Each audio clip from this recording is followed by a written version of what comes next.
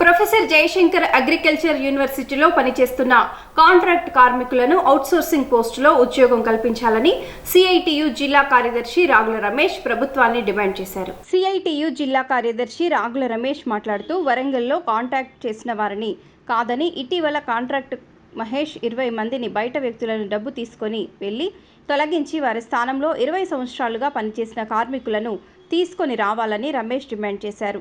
ఏళ్ల తరబడి వీసా పనులను కార్యం కాలేదని, కాలేజీలో వాచ్మెన్ ఎందుకు నియమించారో విచారణ చేపట్టాలని ఆయన డిమాండ్ చేశారు. పేద ప్రజలు అన్యాయం చేసిన కాంట్రాక్టర్లను తొలగించి ప్రభుత్వం పనిచేస్తున్న వారికి ఉద్యోగ భద్రత కల్పించి న్యాయం చేయాలని ఆయన డిమాండ్ చేశారు. అనంతరం మీడియా సమావేశంలో చర్చలు జరిపి న్యాయం చేయాలని ఆయన కోరారు. మంగళవారం వరకు సమస్య పరిష్కరిస్తామని హామీ ఇచ్చారు. అనంతరం సిఐటియు నాయకులు, కార్మికులు ఆందోళన విరమించారు. ఈ కార్యక్రమంలో సిఐటియు నాయకులు రఘు, రమాదేవి, సునీత, లింగయ్య, బాలు, మంజు, సరిత, సులోచన, లింగం, లలిత, ఇతర కార్మికులు తదితరులు పాల్గొన్నారు.